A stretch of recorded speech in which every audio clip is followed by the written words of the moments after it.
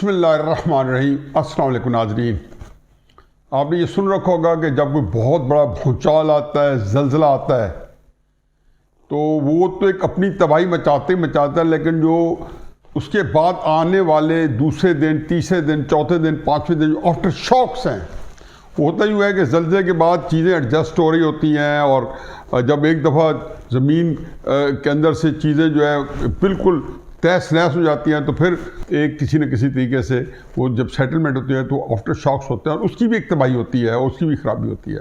تو نواز شریف صاحب کے جلسہ جو کل ایک تاریخ رقم کر گئی ہے، شاید اس جلسے کہ میرا خیال میں جو امپیکٹ تھا وہ یہ ہے کہ اس کے جو آفٹر شاکس ہیں، جو بھونچال وہ لے کے آیا ہے، آفٹر شاکس جو ہیں وہ ابھی تک تھمنے میں نہیں آ رہے، اور مجھے لگتا ہی ہے کہ آج تو پہلا دن ہے، کئی دن صرف آفٹر شاکس جو ہیں وہی صورتحال کو متاثر رکھیں گے۔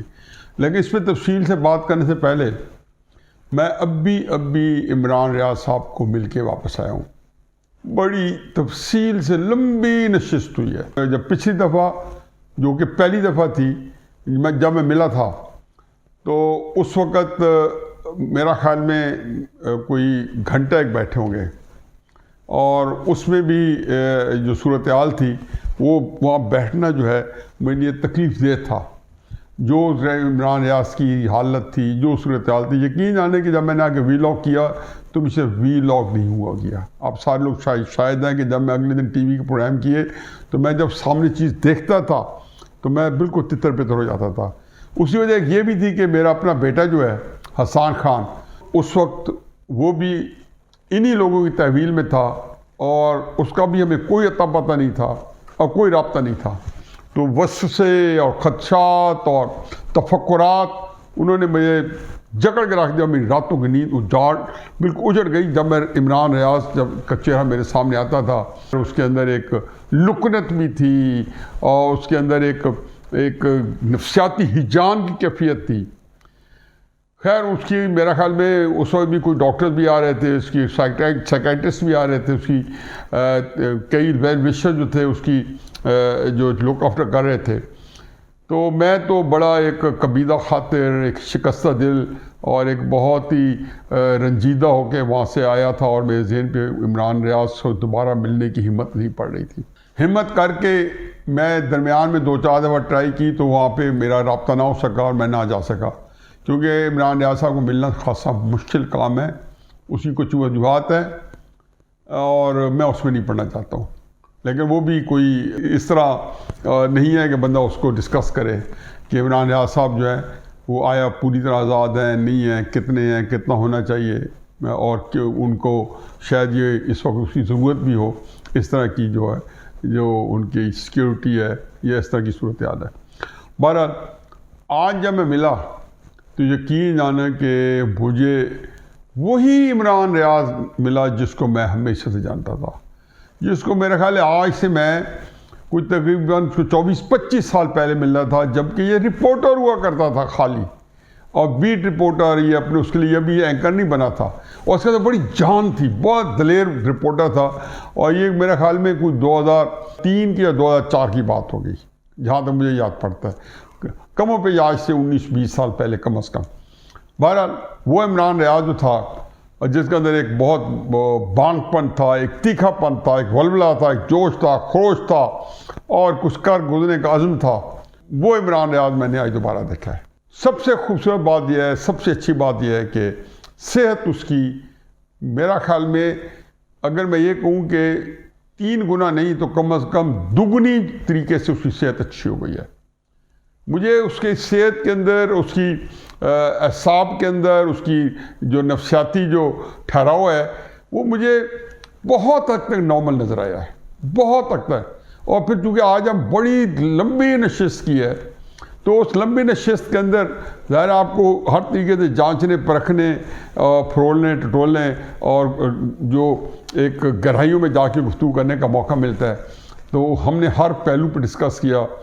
عمران خان صاحب کے لیے اس کی جو امنگیں تھیں اسی طرح تر و تازہ تھیں، اسی طریقے سے ان کے مخالفین کے لیے اس کے اندر غصہ تھا، اور جن لوگوں نے اسے زیادتی کی ہے یا جو لوگ اس کے خلاف زیادتی کرتے رہے ہیں ان کے لیے قدرے نرم، لیکن بہرحال ان کے لیے بھی ان کو بہت تکلیف والی صورتحال تھی۔ بندہ 3-4 مہینے اس کیفیت سے گزرے تو ایک وقت لگتا ہے، اور اگر یہ اس جگہ آ گئے تو یہ بھی غنیمت ہے، کیونکہ میں نے ہمیشہ بے شمار دوست دیکھے ہیں کہ جو آج تک یا جتنا تک وہ زندہ رہے ہیں تو وہ ذہنی طور پہ یکسو نہیں ہو سکے اور وہ اس طریقے سے سٹیبل نہیں ہو سکے جس طریقے سے ان کی ایک کسی زمانے میں اس طرح کی اذیت سے پہلے وہ ہوا کرتے تھے۔ جو سب سے اہم بات ہے وہ یہ ہے کہ ان کے اندر جو لکنت ہے وہ بھی تقریباً آپ یہ سمجھیں کہ جو میں نے پچھلے وقت دیکھی تھی وہ 70-80% اس میں بہتری آئی ہے۔ اس کا مطلب یہ ہے کہ 3-4 ہفتے میں جس تیزی سے یہ بہتری آئی 3-4 ہفتے میں، وہ بالکل اپنی اسی طرح ہوں گے، کاٹ کے ساتھ اور اسی تراش کے ساتھ۔ مجھے لگتا ہے یہ کہ اللہ کرے کہ جب وہ صحت مند ہو جائیں تو ان سارے تجربات کو سامنے رکھ کے اپنی مستقبل کی زندگی پلان کریں، کیونکہ بہت سی چیزیں کرنے کے لیے طاقت سے زیادہ عقل چاہیے ہوتی ہے، اور پاکستان میں رہنے کے لیے تو بہت سی جگہوں پہ آپ کو طاقت سے زیادہ آپ کو عقل استعمال کرنی پڑے گی۔ بہرحال خوش آئند بات یہ ہے اور سب کے لیے ہے، اور آپ تصویریں سے بھی دیکھ لیں گے چہرے پہ جو مسکراہٹ آپ بار بار ساری آپ نے دیکھی ہوگی پورے ویلاگ کے اندر، جب مختلف ان کی 5-6 تصویریں جو ہیں آپ کے سامنے آتی رہی ہوں گی، تو اس سے آپ اندازہ لگائیں کہ ان کا اس وقت جو ہے وہ کتنے نارمل، کتنا حساس بشاس ہے۔ الحمدللہ بہت خوشی ہوئی ہے۔ عمران ریاض صاحب آگے آ جائیں گے۔ اصل موضوع ہمارا آفٹر شاکس۔ اب یہ آفٹر شاکس جو ہے میرا خیال ہے کہ تحریک انصاف، مجھے تکلیف ہوتی ہے کہ یہ جو ہم نے کلچر ڈیولپ کیا ہے کہ عمران خان صاحب کے ساتھ جو کچھ بیت رہی ہے اس میں نواز شریف صاحب کا 0% قصور نہیں ہے۔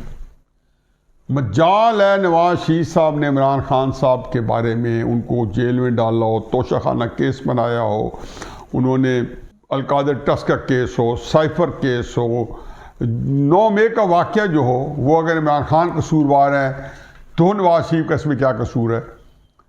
کسی ایک ایسی چیز میں جو عمران خان صاحب پہ استاد پھوٹی ہے ان کو اچھی طرح پتہ ہے کہ سارے کام عمران صاحب کے ساتھ ساری وارداتیں وہی کر رہے ہیں جو عمران خان صاحب کو اس طریقے سے پھولوں کی سیج پہ بٹھا کے اقتدار میں بٹھایا تھا۔ اور جب انہوں نے بٹھایا تھا تو اس وقت عمران خان صاحب کے اپنے جو بیانات ہیں وہ اگر آج سنا دیے جائیں، جو باجوہ صاحب کی مدح و سرائی میں، میرا نہیں خیال کہ اتنی مدح و سرائی کبھی اس میں پتہ نہیں ہے، شاید حمد و ثنا بھی کبھی کی ہو عمران خان نے، جو تھوڑے عرصے میں انہوں نے باجوہ صاحب کی اور باجوہ صاحب کے ساتھ کر دی تھی۔ اس کے بعد اگر عمران خان صاحب پہ افتاد پڑی ہے تو انہوں نے انہی کی طرح سے پڑی ہے جو عمران خان صاحب کے ساتھ یکجاں 2 قالب تھے۔ اس میں نواز شریف کو کوئی قصور نہیں تھا، لیکن بدقسمتی یہ کہ سارے عرصے میں عمران خان صاحب نے یکسوئی کے ساتھ نواز شریف کو اسی طرح سے گالیاں دی، برے لقبوں سے پکارا، بلکہ سارے مخالفین کو برے القابات دیے، ان کے خلاف بدزبانی کی، گندی زبان استعمال کی، جھوٹ بولے، یہ سارے کام کیے عمران خان صاحب نے، جبکہ وہ ان کے عتاب میں آ چکے تھے اور ان سب شمار باتوں میں کہہ چکے تھے کہ قاضی فیضی صاحب پہ بھی میرا قصور نہیں ہے، فلان جگہ بھی میرا قصور نہیں ہے، یہی کر رہے تھے۔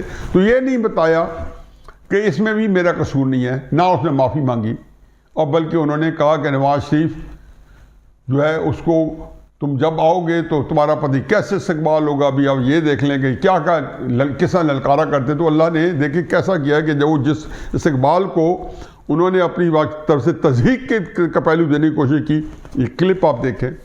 نواز شریف سن لو، میں بھی تمہاری انتظار کر رہا ہوں کہ واپس آؤ اور جلدی واپس آؤ۔ یہ میرا آپ سے وعدہ ہے کہ یہ ساری قوم تمہارا استقبال کرے گی، اور وہ ایسا استقبال ہوگا کہ اس ملک کی تاریخ میں کبھی ایسا کسی کا استقبال نہیں ہوا۔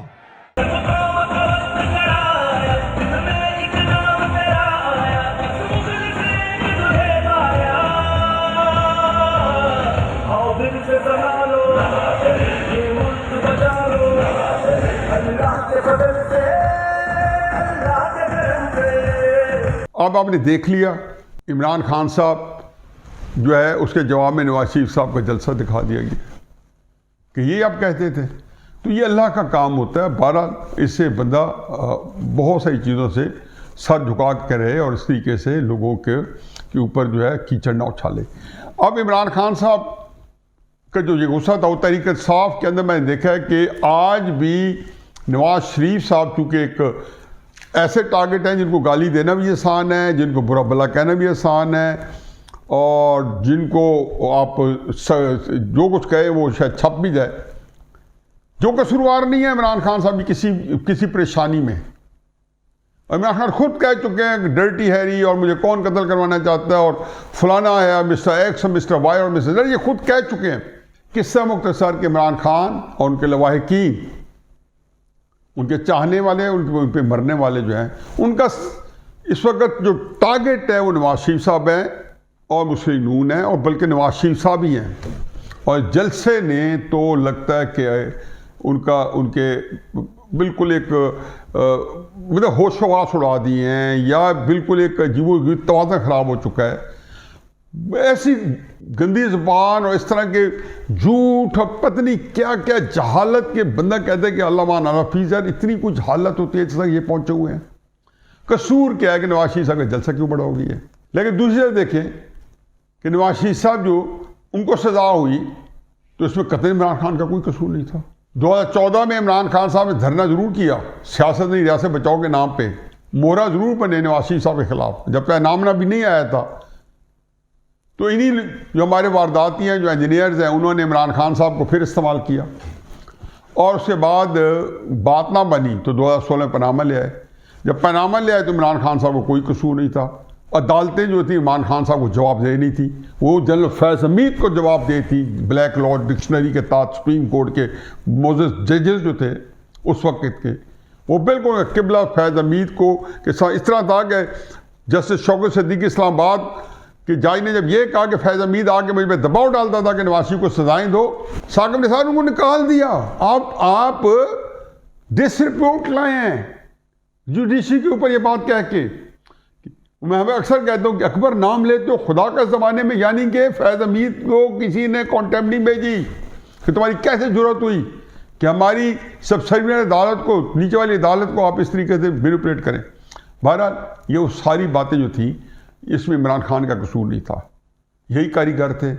انہوں نے پھر نواز شریف صاحب کو نااہل بھی کروایا, پھر مقدمہ چلا. جو لوگ مانیٹرنگ جج بنے وہ انہی کے رحم و کرم پہ تھے. ان سارے ججز نے جنرل فیض حمید کے مطابق زندگی جو ہے استوار کر رکھی تھی, اور یہ معاملہ جو ہے وہ چلتا رہا جب تک کہ نواز شریف صاحب کو پھر احتساب عدالت نے 10 سال جیل کی سزا دی, بیٹی کو 7 سال کی, اور 13 جولائی 2018 کو وہ جیل چلے گئے. عمران خان صاحب کا قصور نہیں تھا. 2018 کی جو جون جولائی میں آر ٹی ایس بیٹھے عمران خان صاحب اس کا بینیفشری تھا. آر ٹی ایس بٹھانے والا, انتخابات کو رک کرنے والا عمران خان نہیں تھا. اس کا جواب نواز شریف صاحب نے بھی کما حق ہو بالکل اسی طرح اس کو دیکھا جس طریقے سے تھا. جو 20 اکتوبر 2020 کو جب وہ تقریر کی گجرانوالہ کے اندر, جو بہت مشہور تقریر ہے جو ٹی وی پہ نہیں دکھائی گئی لیکن آج بھی پوری قوم کو ازبر ہے, اس تقریر میں نواز شریف صاحب نے کیا کہا تھا کہ میرا مجرم عمران خان نہیں, میرا الزام جنرل باجوہ صاحب آپ کے اوپر ہے, میری شکایت جنرل فیض حمید صاحب آپ سے ہے, یہ عمران خان صاحب کو تو انہوں نے کہا کہ وہ ہے ہی نہیں, اس کا ہمارے اس سلسلے میں کوئی قصور نہیں ہے. یہ تھا نواز شریف میں اور باقیوں میں فرق. اب اس میں کیا فرق ہے؟ آپ مجھے بتائیے جھوٹ ہے. عمران خان صاحب کی جو بدزبانی ہے, مجھے تحریک انصاف والے نے کہا تھا وہ تو جگدے لگاتا تھا, چٹکلے کرتا تھا. 70 سال کا نوجوان جو ہے سنجیدہ قومی رہنما نئے پاکستان بنانے والا جگتے لگاتا پھر ہے. آج نواز شریف صاحب واپس ہے, کل تو نے کیا کہا میں نے کوئی بدلہ نہیں لینا. کس کے بارے میں کہا؟ جس سے گالیاں سن کے انہوں نے اس کا کل کوئی برا نہیں منایا, مثبت اپنی سوچ تھی. لیکن جب انہوں نے یہ کہا تو بجائے اس کے کہ اس کو اپریشیٹ کیا جاتا, لیاقت بلوچ صاحب نے اور کئی دوسرے لیڈر نے جو کہ دوسری پارٹیوں کے, انہوں نے اس کو اپریشیٹ کیا. یہ بڑا پن ہوتا ہے, یہ بھی مخالف ہے نواز شریف کے, لیکن انہوں نے کیا انڈورس کیا, اور جلسے کا امپیکٹ دگنا ہو گیا اس کا. حقیقت یہ ہے کہ تحریک انصاف کو اب گالی دینے کے لیے وجہ نہیں مل رہی. کبھی کہتے ہیں جلسہ خراب ہے, وہ کووڈ کے زمانے میں کوئی جلسہ ہوا تھا تو اس کی کوئی فوٹیج جو ہے وہ بھی جعلی قسم کی بنی ہوئی تھی، وہاں سے نکالی، کہتے یہ کل کا جلسہ ہو رہا ہے۔ مینار پاکستان پہ جب جلسہ ڈسپرس ہو رہا تھا تو ایک بزدار نے ایک فوٹیج دکھائی تھی، وہ دکھاتے ہیں اس جلسے کی فوٹیج دیکھو، یہ سارے لوگ بار بار دکھا رہے ہیں اتنی کہ جب وہ آتی ہے تو دوسری اصل فوٹیج سامنے آ جاتی ہے۔ مجھے یقین لوگوں نے بتایا کہ جی موٹر وے کیا، اور اتنا اجدام، مجھے جتنے لوگ آج ملے ہیں وہ کہتے ہیں ہم گجرانوالے سے، ہمیں راوی روڈ سے کتنی جگہ پہلے ہم وہاں کھڑے ہو کے تقریریں سنی ہیں جو بمشکل ہمارے تک پہنچ رہی تھی۔ لوگ اندر بڑی بڑی سڑکوں سے دور دور تک اندر پہنچ نہیں سکے، راستوں سے اندر گھسنے کی جگہ ہی نہیں مل رہی تھی، لوگ واپس آ گئے۔ یہ لیکن اس سے کوئی فرق نہیں پڑتا، ہر ایک نے بڑے جلسے کیے۔ عمران خان صاحب نے 30 اکتوبر کو بہت بڑا جلسہ کیا۔